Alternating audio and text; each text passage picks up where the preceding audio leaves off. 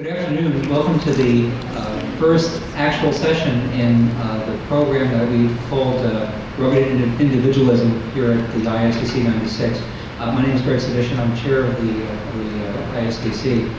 And when we were formulating what we would do for ISDC, we thought that the most important thing that we could be doing was to talk about the changes that were happening in the space program and the way that space projects were being pursued. And that's why we have two tracks. We have one track that's large-scale programs, which is mainly government and what large organizations like governments and big business are doing in space.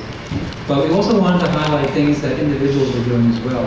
And there is, to be sure, a lot of very fascinating things these days that are happening out there.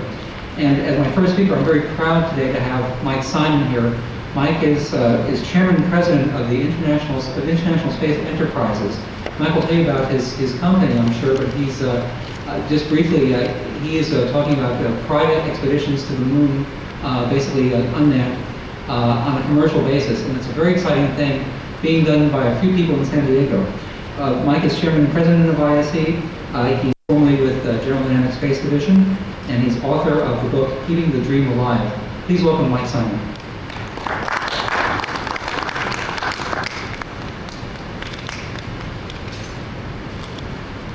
Thank you, Greg.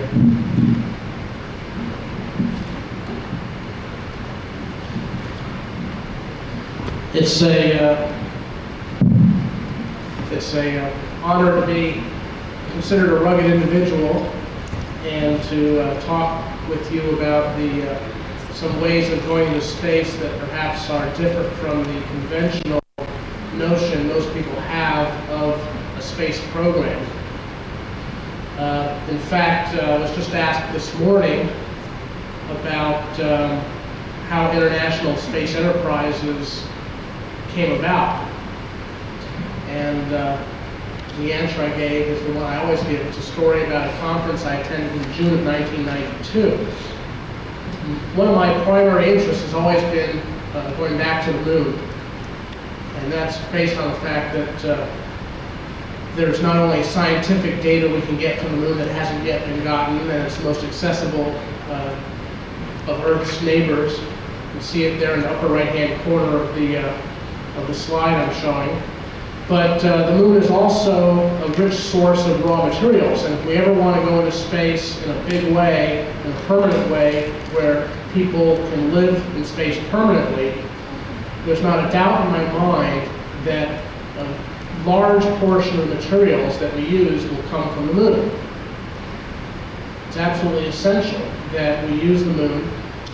The moon is made of aluminum, iron, oxygen, silicon, titanium, all the things we need to do large-scale space settlements and large-scale space missions. And because the moon's gravity is only 1/6 of Earth's, it would be much less expensive, much less energy intensive, and much less expensive to bring materials from the moon than from the Earth.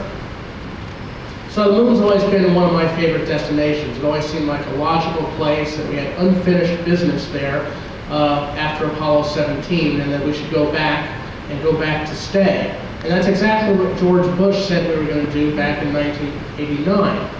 For those of you who are old enough to remember, on July 20th, 1989, George Bush stood on the steps of the Air and Space Museum in Washington with the 3 Apollo 11 astronauts and said, we're going to build a space station, we're going to go back to the moon, this time to stay, and we're going to go on to Mars. And I got very excited, and thousands of other space enthusiasts around the world, not just in the United States, but around the world, got excited about this. You have to understand that people in Germany and people in Japan and people in other countries, France and England, all around the world, they talk about the President and Congress as if it was their President and Congress, because they realize that it's the U.S. President and the U.S. Congress that really sets the tone for space exploration, not only for our country, but for the world at large. Or at least that's what we've gotten used to. So when President Bush got up and said, we're going to go to the moon to stay on Mars, people all over the world got very excited about that. And of course, NASA got very excited. And it seemed like, well, that was a logical thing, and that was good for everybody involved, for NASA to get excited and to get behind the president. But NASA proceeded to function in a way that government bureaucracies tend to function, which is to work in a way that assures that bureaucracy can become as big as possible, as fast as possible, and stay big for as long as possible. And as a result, NASA came up with these extremely expensive, grandiose schemes for going back to the moon and on to Mars. And Congress looked at that and said, there's no money for this. We have budget deficits. And for a variety of other reasons, over the period of the next 2 or 3 years after George Bush's famous speech, it became apparent that we weren't going to go back to the moon to stay, and we weren't going to go on to Mars. At least not the way George Bush and the way NASA had set about setting the tone. So back to my original story, I went to a conference in June of 1992, met up with a couple of colleagues, and we talked about the fact that it had been almost 3 years since George Bush had given the speech, and nothing had been accomplished except a pile of paper. And in fact, we said, oh, by the way, Ronald Reagan committed us to build a space station back in 1984, and here it is 1992, 8 years later, and by that point in time, I think about $5 billion had been spent on the program, and there wasn't a piece of hardware to show for it. This was 4 years ago, and that's still pretty much the situation on that, but that's another story. So we decided then and there that if there was going to be a return to the moon, if there was going to be on to Mars, and we were going to live to see it, we were young people at the time, but we still felt we weren't young enough to see this happen if it was left totally in the hands of NASA and the U.S. government. That's not to say NASA and the U.S. government don't do great things. They do, and they have, and they will continue to. But it's apparent to me, and to a growing number of people, I think, that private industry has to take the lead, or at least play a more leading role, and not just a follower role, not just a traditional NASA contractor role, if we're going to achieve dramatic advances in space exploration, and in particular, if we're going to get the public involved in space exploration in innovative ways. So we decided back in June of '92 that we were going to go and create a company that was going to be a different kind of company, not a traditional NASA contractor, but one that would go on to the moon, this time to stay, and do it with private money. That was our goal. And we set about to do that. Our original business plans that we developed during the summer of 1992 basically said, let's go out and raise about $100 million, or maybe $50 million, and get it from a big investment bank, sell some stock, put the money together and send a lander to the moon. We went to Russia, and we talked with 3 of Russia's largest aerospace firms, got them to agree, basically, this is a great idea. We can do a mission to the moon within 3 years. We can do it for a tenth of the cost of what it would cost in a traditional U.S. space mission. And so we thought we were set. We had an international consortium. We had Rockwell International gave us some money. We felt we were going to be on the moon by 1997. In fact, we put out a brochure, which I didn't bring with me today, but we put out a brochure in the summer of 1993 that basically said we were going to land on the moon with a private mission by 1997. Well, as time went on, we found out the hard way that that was a little bit too ambitious of a goal for a group of 4 or 5 people that had just started the company, and really, even though we had backgrounds in the space business, in most cases dating back to the 1970s, and in some cases even before that, that wasn't enough. Those personal credentials that the 4 or 5 founding fathers of ISC had was not enough to convince Wall Street investment banks to cough up $50 to $100 million to do a moon mission. So we set about to figure out how we were going to stay in business, how we were going to survive. So what have we done since then to survive? I mean, we still want to go to the moon, but we've had to sort of do what commercial companies do, and do commercial things and do what the market wants. So the last thing we did, some of you may have heard about this, we built a 4-foot-long Pepsi can and sent it into space. And cosmonauts on board the Mir space station a few days ago pulled this Pepsi can out of the Mir station. How many of you have heard about this? Can you raise your hands? Okay, so word's gotten around a little bit. Hasn't been publicized quite as widely as we would have liked it to, but we've been developing a product line that we call education and advertising, and we have been trying to convince large companies that people are drawn to the idea of space, that they put money into doing things in space, first on a small scale in the Mir space station, later on with the International Space Station. That this will eventually lead to people realizing, okay, if I put some money into a lunar rover, or some other type of lunar mission, then that will pay for part of the cost of going back to the moon. So education, advertising, promotional type activities. Another product line or area that we've gotten into is entertainment. We are working with several entertainment companies in Southern California on a number of different concepts which have space as a theme. One of the first things we realized when we established our original ISC business plans back in '92 is that there is a lot of money in space in the commercial sector, but most of that money is in the form of entertainment. Think about the top grossing movies of all time. Think about how many of those are space related. E.T., Close Encounters of the Third Kind, Star Wars 1, 2, and 3, Star Trek 1, 2, 3, 4, 5, and 6. I mean, right there you've got a dozen movies, probably all of which rank in the top 20 or 30 of the most popular movies of all time, and which between the 12 of them have probably grossed well over $1 billion, maybe even a couple billion. So you could really do a mini space program based on the revenue generated just from those 12 movies. Well, we thought about this and thought about, well, how can we capitalize on that? Well, eventually what we'd like to do is provide film footage from the moon that people can use to create more realistic movies, maybe science specials. You've probably seen IMAX and OmniMax films. That's sort of that general spirit. So we're working to do some things there, but again, the question came, how do we make money in the near term? How do we develop a business that can sustain us for the several years that it looks like it's going to take us? You know, we're rugged individuals, but we still have to eat.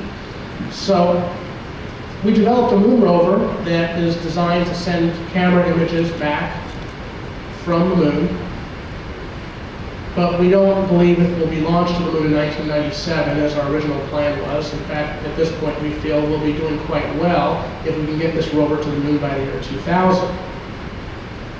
But in the meantime, it turns out that in simulating moon missions and with a prototype rover, there's a lot that you can learn in just doing these simulations, and frankly, they're a lot of fun to do. Almost everybody that has seen our prototype rover and has played with it said, hey, you know, this is really neat stuff. So, in fact, we have several organizations that have told us they'd like to have prototype rovers at their sites that people can play with and experiment with and experience what it would be like to operate a rover that's actually on the moon. So we thought, well, what's wrong with that? You know, why not build some prototype rovers and some simulated lunar terrain to let people at various sites around the world operate rovers, and then when we do send a rover to the moon, we'll have customers already set up all over the world that will be able to operate the rovers that are actually on the moon.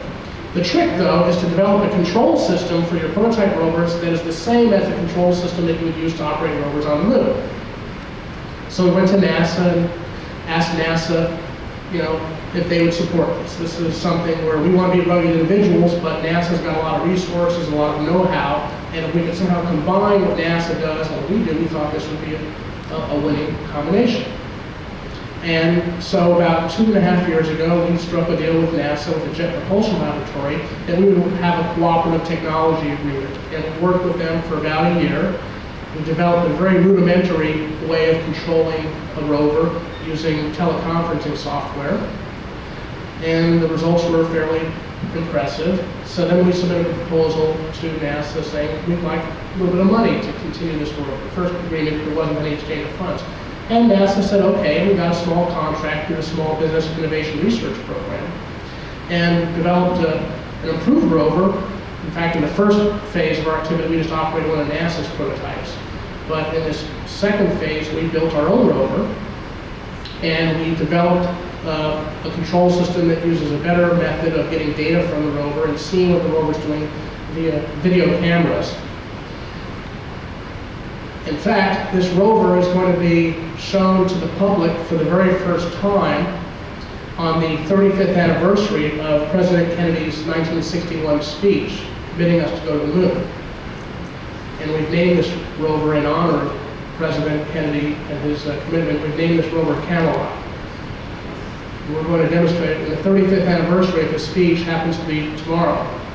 So those of you who are here tomorrow at 8 p.m. for the commemoration of that Kennedy speech will see this rover. You'll be the first people outside of our development team to see this rover, and you'll get a chance, if everything works the way it's supposed to take turns operating. And that'll be in this very ballroom tomorrow night at 8 p.m. Later on this year, a refined version of that same rover is going to be installed at the Kennedy Space Center, at the Visitor Center. KSC is developing a $30 million Apollo Saturn V Center, which will be in Florida at the couple of miles from the launch sites where the Apollo missions were launched. And when you go visit this the center starting this December, the last exhibit that you will see and have an opportunity to work with when you go there will be a simulated lunar rover mission, featuring rovers that our company, International Space Enterprises, is developing, and you'll get a chance to operate rovers there too.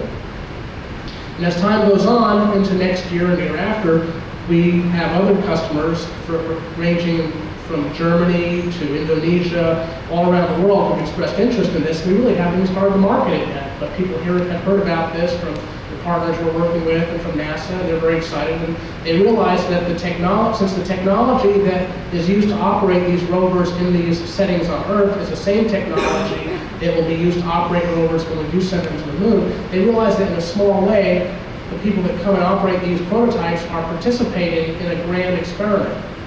Because the experiences they have, if rovers get broken in our Kennedy Space Center facility or our Germany facility, we're going to go out there and figure out why they broke. And we're going to learn from that and modify our control system to make sure that when we send very expensive rovers to the moon in 3 or 4 years, that doesn't happen. So it's all a big test program, and it fulfills a lot of neat goals. It helps keep us in business. We won't get rich selling these rovers to science centers and museums, at least not as rich as we will if we ever do a mission to the moon. But it'll pay the bills. It'll develop some useful technologies. It'll help us learn about what we're doing. Even sending the Pepsi can into space helped us, because the technologies that were needed to build a can that can survive out in space, minus 100 degrees, vacuum, the technologies needed to send a video from the space station down to Russian Mission Control, then up to a satellite, then down to New York, then out to TV viewers around the country. Those are all the same kinds of technologies that we need to be able to master if we're going to have missions to the moon or Mars or any of the other planets on this slide that you see that people will be able to interact with. Part of my personal disappointment with the space program is that its primary benefits have been limited to the scientific elite. And again, this is the rugged individual part of me speaking. Even though I'm dependent on NASA, and I love NASA, and I love what they do, there are things that NASA doesn't do as well as what private companies generally do. That's why we have a private economy-based society and not a centralized society. And one of the things that private companies tend to do better is they tend to go out into the market, hustle, and innovate more rapidly because they have to survive. Because if they don't, some other competing company will innovate more rapidly and they will take away your market. Government bureaucracies don't have to worry about that because they can pretty much count on getting the same budget year after year after year, whether they have a market or not, within limitations. So, I guess the themes that I'm getting into here are that private industry can do things. I think private industry can do extraordinary feats out in space, on the moon, beyond the moon, and so forth. But Private companies also have to do things in the near term to lead up to those things in order to survive. And if you play your cards right, the things you do in the near term can not only generate revenue to keep your company going, but they can create a market, bring people into your development program in unique ways, make all of us sort of participants, test subjects, if you will, and hopefully someday we'll not only send rovers to the moon, but we'll send people to the moon. When the technologies are there, hopefully we'll send tourists on grand tours, not only the moon, but the solar system. These are things that technologically, I think, are within our reach. It's just a matter of having the wherewithal to pull resources together and build up the step-by-step, the economic support necessary to make it happen. I guess at this point, I'd like to keep this sort of informal, maybe to make sure that there's probably a lot more things I could talk about, but I'd like to maybe open it up and entertain questions from all of you, and feel free to ask me questions, and I'll answer them. Yeah, you have your pen, please. How do your objectives or your company's objectives differ from that of Lunar? Okay, how do our company's objectives differ from those of Lunar? That's a question I'm asked about 6 or 7 times a day. So let me answer it this once, and hopefully none of you will ask me that again today. We have similar goals to Lunar. In fact, we have kind of an interesting relationship with Lunar. Sort of a partner-competitor, love-hate relationship, if you will. On the competitor side, they are developing rovers with Carnegie Mellon. They're developing rover technologies, and they want to send rovers to the moon pretty much the same way we do. In a very general sense, that makes us competitors.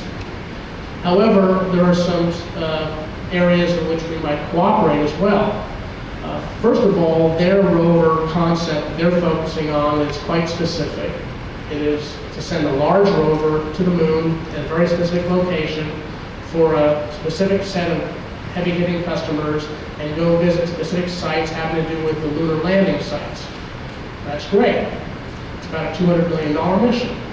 If they can get the financing of that mission, that's wonderful.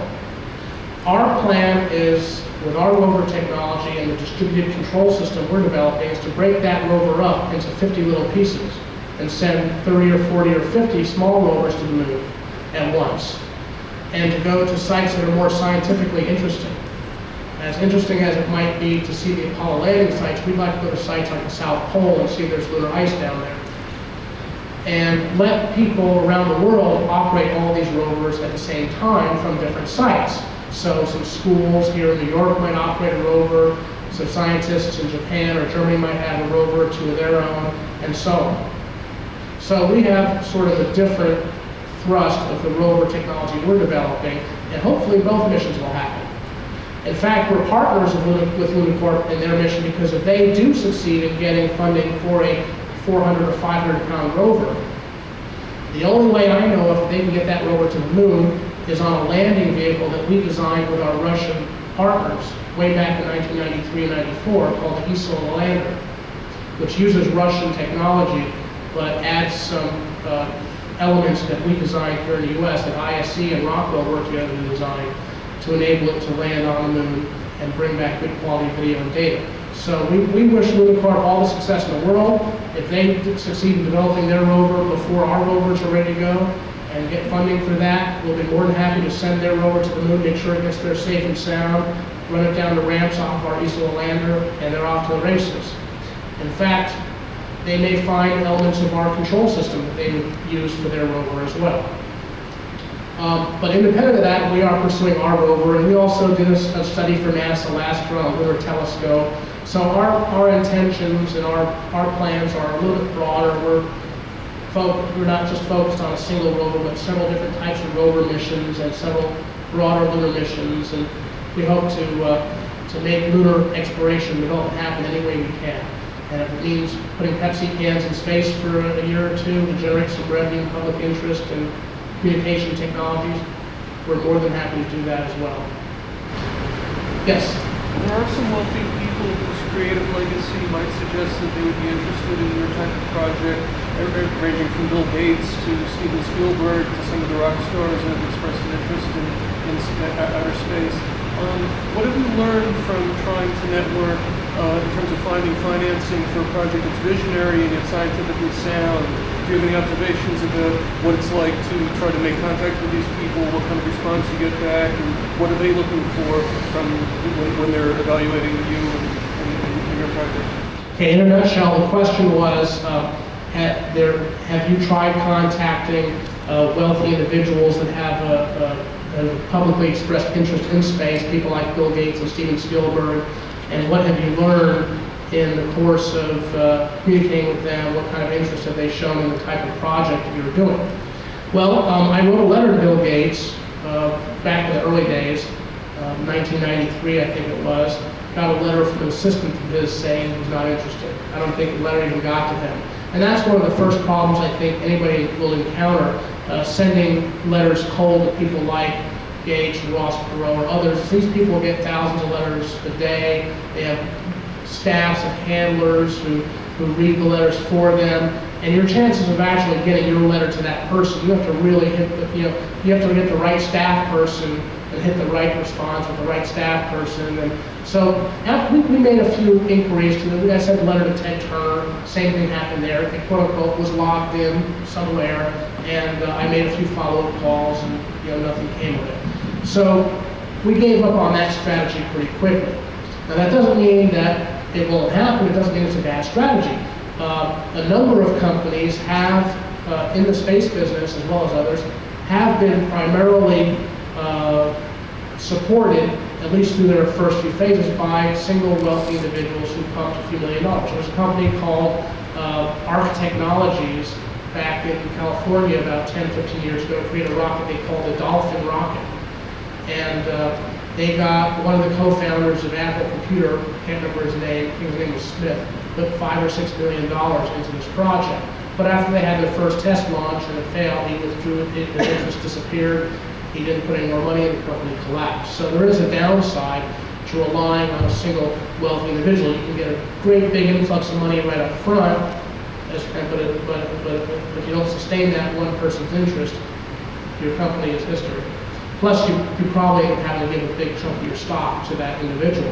ISC is still privately held. All the original 5 people who founded ISC own nearly all of the company's stock at this point. So somewhere downstream, if a wealthy individual or strategic partner company gets interested, decides to invest in this, we'll certainly entertain that. But we decided that we were going to build up from the ground up and build a business based on several different types of projects, and hence build up some real value into the company first. And then, after we had some value and some cash flow and a bigger staff and some credibility, then sell perhaps a smaller part of our stock to either an individual or investors or whatever. We may even do a public offering in a year or two if things move in that direction, let the public participate as stockholders in this venture and this adventure of going to the moon. Hope that answers your question. I'm giving long answers here, but I don't know how much time I have. Does anybody? We got Plenty of time. When is the next speaker? they're not for another half hour. Another half hour. Great. So let's see. Any other questions or any comments? Good, bad, challenges, indifferent? This patient, so I'm going to apologize. Oh, I'm sorry. If I'm redundant, I apologize. But what's been the biggest challenge in putting together this team and this project for you? The biggest challenge in putting together this team, this project? Well, I'll give you a short answer there. Money. Aerospace engineers are used to getting a certain salary, which is, I'll admit, a halfway decent salary. It's not as good as being an investment banker, but you get accustomed to a certain standard of living. I built the situation at General Dynamics for 11 years, and my partners and I all came from that kind of a background, so we were used to earning fairly decent salaries, and then to plunge into a environment where there isn't some big organization that will automatically spits out a paycheck for you every other Friday is a very frightening experience. When that first Friday comes around and there's no paycheck, you say, oh my God, what am I going to do?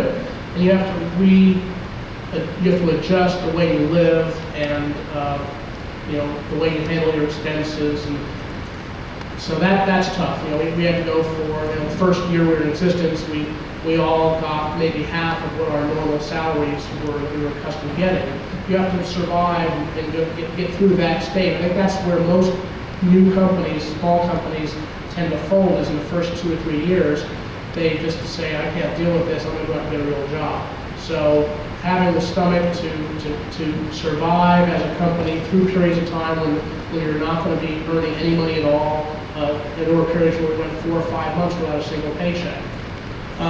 So that's problem number one, money related. Then problem number two is once you've gotten enough money to pay yourselves, then you need to have enough money to build the things that you want to build and do the things you want to do. You have to buy materials.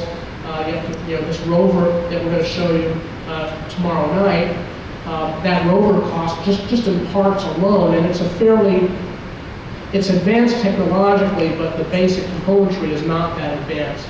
There's no super exotic materials. It's a ground prototype, but even so, the materials in that rover and the control system probably cost about $20,000. And to build the next generation rover after that will probably be $100,000 to a few $100,000. So, and that's just for materials. That's just for the wheels and the motors and the circuit boards that are used to pull the thing together. So definitely money, financing is a big problem. If people go out and raise large amounts of money in public offerings and private placement deals all the time, but they usually have products that are very tangible, like I've got a new kind of telephone, or I've got a new kind of internet software, or something like that. When you're trying to sell people on, well, we're going to go to the moon, and we're going to collect some rocks and send some video back, it's a hard sell from an investment standpoint because nothing like it's ever been done before. And it's hard to prove. If you have a new kind of telephone, you can say, look, X million phones were sold, in the United States last year, and this is the revenue, this is the value of that market. It's hard to pinpoint the value of the market for bringing back video or data or rocks from the moon. I can point to movies, as I did earlier, and say, well, this is a $2 billion market for experiences that are like this. But if the person doesn't agree with my connection, my analogy, they're not going to invest in the project. So there's going to be the leap of faith that somebody's going to have to take at some point the next year or two when it comes time to put up or shut up in terms of the $50 million or $100 million it's going to take to do a moon mission. Somebody else? Yes? It's not clear to me that if people like the lunar simulation, that's going to translate into them wanting to actually drive a vehicle on the moon, in the sense that if you're looking at it as entertainment, they're going to want things like different difficulty levels or maybe something to shoot or something like that. So if you're looking at it from like a video game experience, I think that I think the simulation might be, it shows that they're interested in that environment, but I don't know if it's going to translate into wanting to drive something on the moon, meaning that the knowledge that it's actually on the moon may not be worth a large amount of business. Have you thought about that at all? Yes, let me paraphrase the question for those of you who may not have heard it. The question in a nutshell was that somebody operating a rover on the ground in a certain setting might be attracted to features of that rover that are quite different from what you would get if you were operating a rover on the moon. For example, somebody operating a ground rover might be interested in achieving a mastery of different difficulty levels, might be interested in shooting other rovers or stationary objects, whereas on the moon you might just be getting this dry revenue data stream from your lunar rover. Have we thought about that? And the answer is yes, we have. In fact, what we want to do is create a rover and rover control system that can satisfy all those market niches in different settings. They're not necessarily mutually exclusive or contradictory in any way. For example, the rover that we installed at the Kennedy Space Center that will be opening in December, it's a visitor center, and Kennedy Space Center is in competition in a way with Epcot Center and Disneyland right down the road. So there certainly is an entertainment element, and there's got to be some sizzle and some excitement. But on the other hand, Kennedy Space Center is a very dignified place, and they want to make sure that there's some scientific content They want to make sure that there's some real data sensors on the rover, and that the people that are operating the rover are not just speeding around, crashing into each other, doing reckless things, but they're actually doing some simulations of things that actually would happen on the moon. And that's one particular type of customer. So this rover system that we install for them is equipped with several onboard sensors, which you'll see tomorrow night, hopefully. It's a software system that provides graphical representation of what the sensors are telling. For example, there's a sensor on our rover that senses the number of degrees of tilt that the tilt angle of the rover, technically the pitch and the roll, which is important because if you're operating a rover on the moon, you don't want to fall into a crater and lose your rover. You don't want the thing to roll over upside down, capsize, and just spin its wheels, because there's nobody up there to pick it up, turn it right side up, like you have at Kennedy Space Center. So we have sensors on there that measure that and present to the user in easy to understand imagery how far your rover's tilting, and when it turns red, you better stop, you better go back the other way. Eventually, our control system will have an override protector feature that will actually lock you out from continuing to control the rover if you make it go into a dangerous situation. So for a customer like Kennedy Space Center, they're very interested in that technology and the realism of what kind of gadgets and provisions you need to let people operate a rover on the moon. At the same time, we're also working with an group of entertainment companies in LA to put a rover exhibit in Indonesia. And here what they want is they want tons of rovers. They want 10 or 12 rovers all rolling around, and they just want people to come in and play with them and get to see what the rover's doing, and just a visualization, what the rover looks like, and the lunar terrain, that's enough. It's not as sophisticated an audience or simulation. So there we might not have as many sensors. We might not have any. We might just have video and slick-looking rovers. And we may make the rovers go a little bit faster. We also have customers we're talking with who are talking about theme park type settings. They want to go even a step further. They don't care about sensors, but they want to have smoke and fog and rovers appearing out of the fog and laser beams where you can shoot a rover and get points and rack up points. That's fine too. Why not?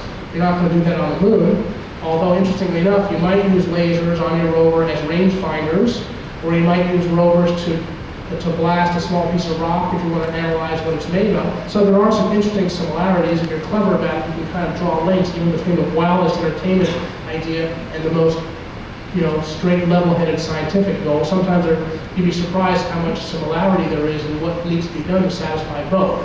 But the point I'm making is those are all valid to us. They're all valid markets. To a NASA, they're not all valid. NASA frowns on entertainment. They frown on advertising.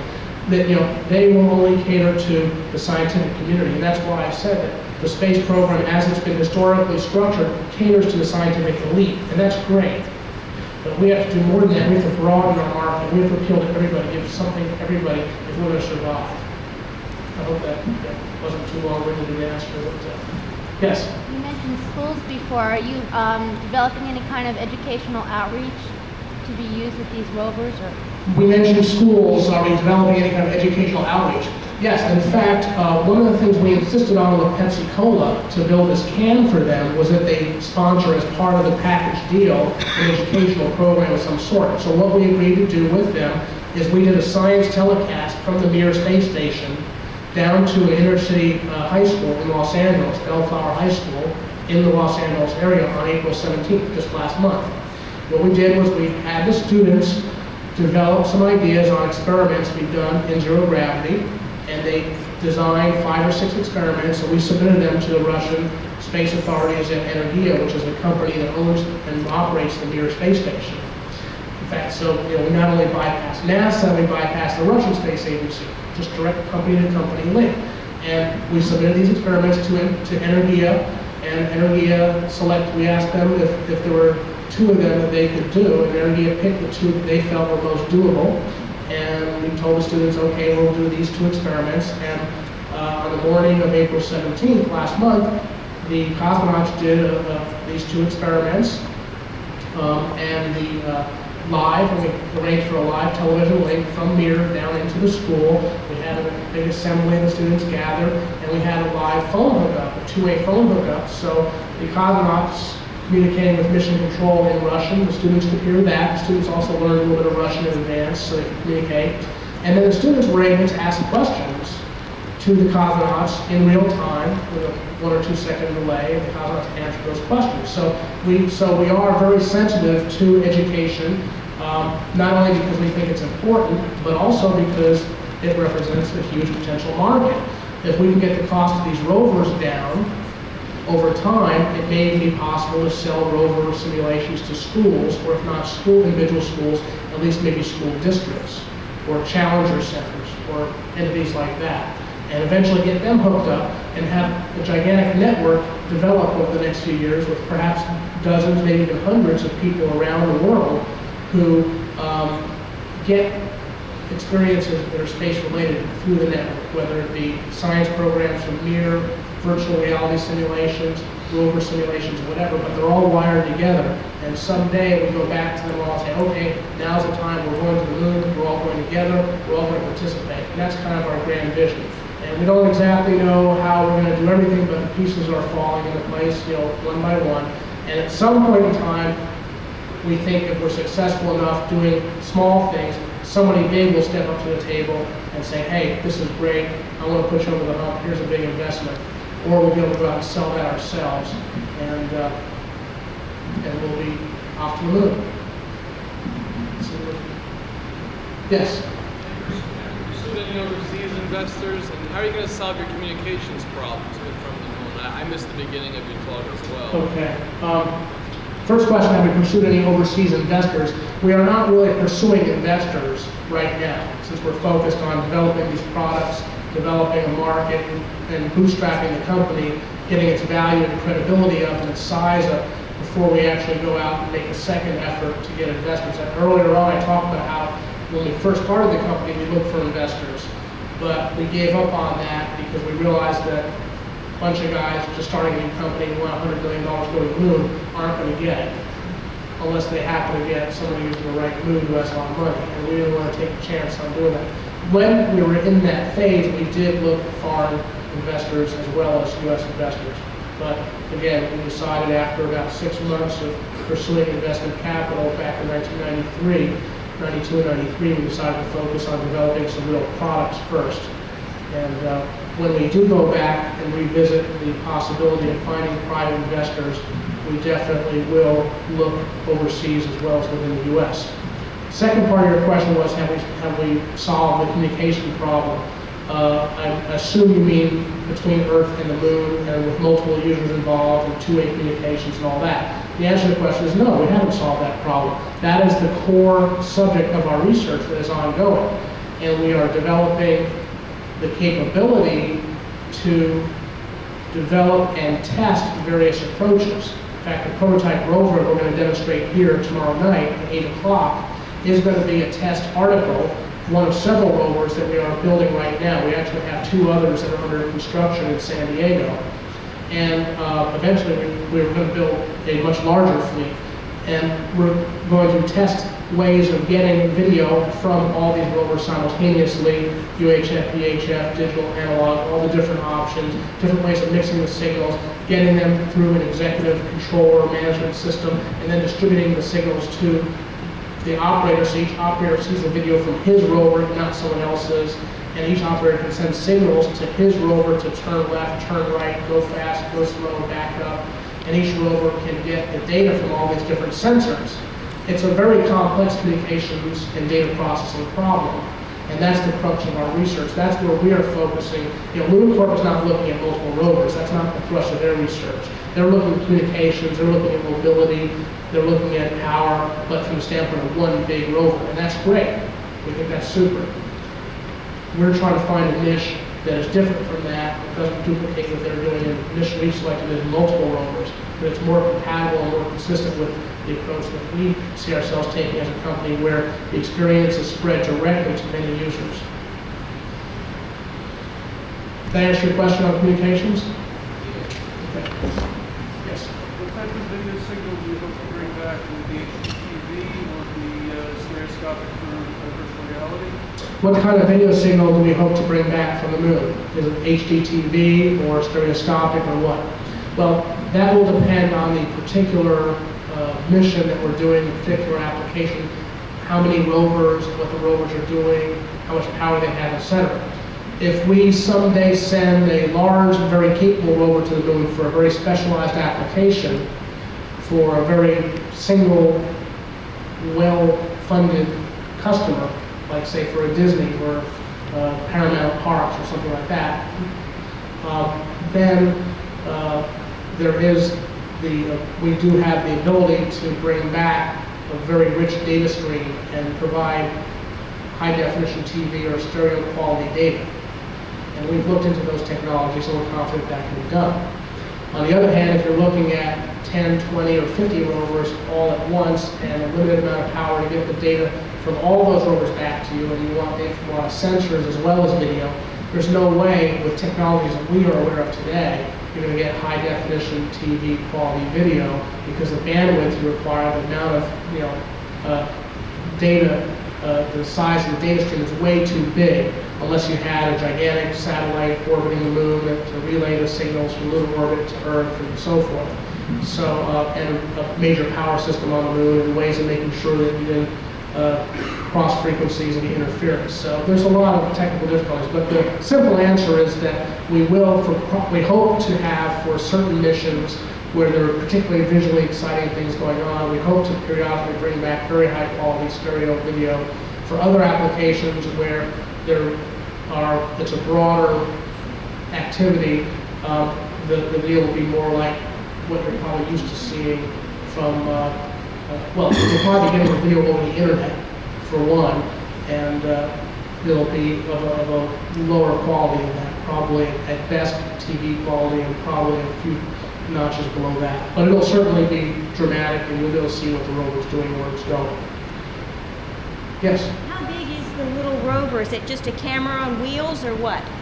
The rover prototype, the Camelot 2 rover that we're going to demonstrate here tomorrow night, is 18 inches long, the wheelbase, and about 12 inches, 13 inches wide across the wheels. When it has all of the electronics on it, it makes it about 23 or 24 inches long, because they extend out over the wheels. It's got the heaviest part of the rover is the battery. This particular rover, the battery weighs 14 pounds, which is more than the whole rest of the rover combined. It has 6 wheels. Total weight of the rover is about 20 to 25 pounds.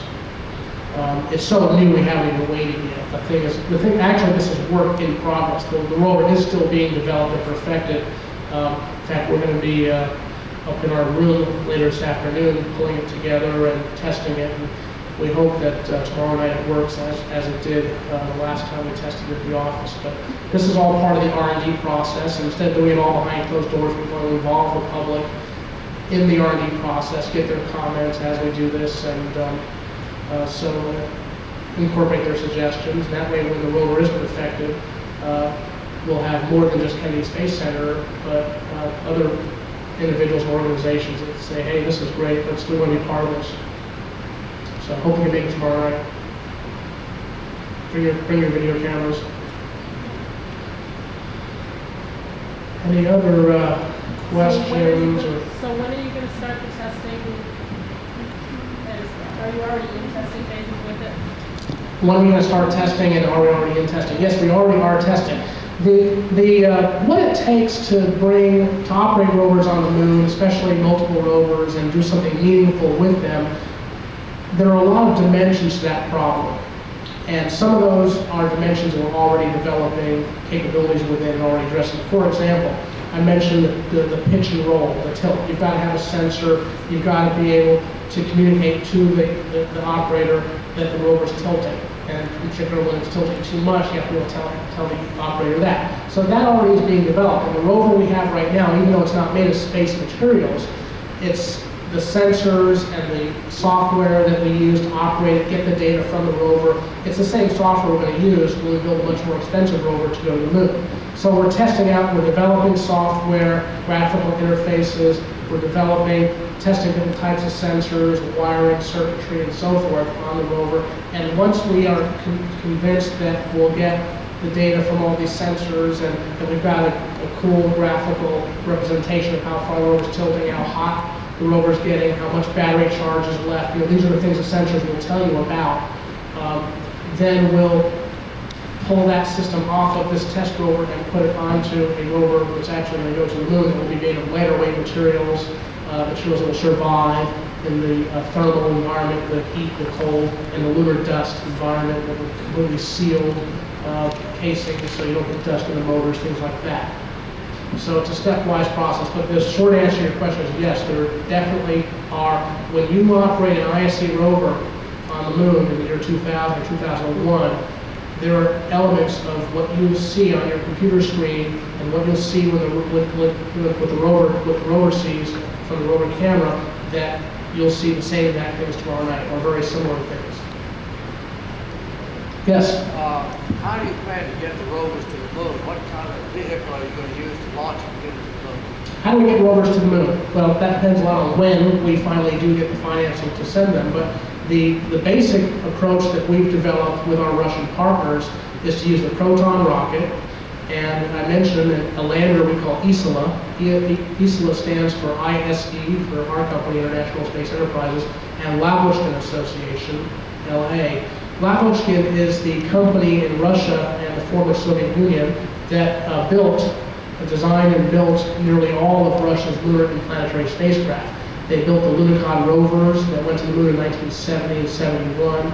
They built the Luna spacecraft that landed the Lunar rovers and did the original unmanned lunar missions in the 60s and 70s. They also built the Phobos spacecraft, which went to Mars in 1989. Unfortunately, they sent two and they both failed for different reasons. But by and large, the basic propulsion system that they used for Phobos as well as for moon missions is very reliable and has been improved over the years. So we have taken that propulsion system, they call it the Autonomous Propulsion System, or APS, and designed a lunar landing vehicle around it. I apologize for not having drawings and photos of it with me today. That's my oversight. But we do have these things, and we are based in San Diego. Anybody who has a strong desire to get information on all this stuff, come see me after this session, or I'll be here throughout the conference, and give me your card or your address, and we'll send you some materials, or I'll give you my card when you contact us in San Diego. But the Phobos spacecraft, the autonomous propulsion system, has flown already on the Proton, so that's an advantage. It's already been integrated onto that type of rocket. So to fly this lunar lander on the Proton rocket is a much simpler task than it would otherwise be, because the basic core of the lander system has already been mated to that launch vehicle. Proton is also one of the largest and most reliable launch vehicles in the world today, and that's part of the reason why we can send a very large payload, large amount of cargo to the moon, not with people, but robotic missions, unpiloted, to use a politically correct term. We don't really say unmanned anymore these days. But we can do that for a much lower cost per pound, and we can send a lot more with the Proton than using a lot of approaches that we've suggested here to use smaller, more expensive rockets like the Delta, or that require billions of dollars to be invested in a new lunar landing vehicle. About 5 years ago,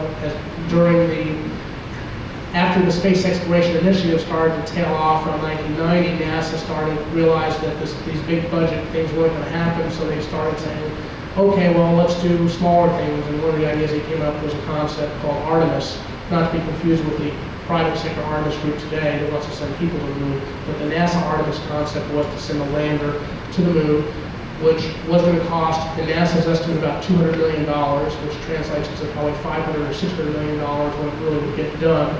And lo and behold, you have a robotic lunar lander that would have about 1/4 of the capacity of the ISLA lander that could be flown on the Proton. So the desire to invent something new and do it solely in the U.S. resulted in conceiving of a solution that made no sense at all. It was hideously expensive, limited in capability. That's why we went beyond our country's borders to Russia and developed agreements with them, because from a global standpoint, it just made a lot more sense to not reinvent the wheel, use an existing lander, an existing rocket, get things there, big bulk, cheaply. And if we want to invest our money in something new, we can invest in new rovers, new scientific instruments, new ways of analyzing and processing lunar soil, new launch vehicles like the single stage to orbit, et cetera, et cetera. So that's our philosophy. Don't reinvent the wheel. Don't reinvent systems that already exist. Use things that are good enough, proven, either they're Russian, Japanese, European, great, partner with them, share the profits. Spend your development money on newer things that eventually build the USS Enterprise, and we can all go up there and go on a grand tour of the solar system ourselves, hopefully within our lifetimes. I'm sorry, is that it? Okay, I think that's a nice visionary way to conclude this talk. If you have additional questions, please see me afterwards or later on for comments. Thank you.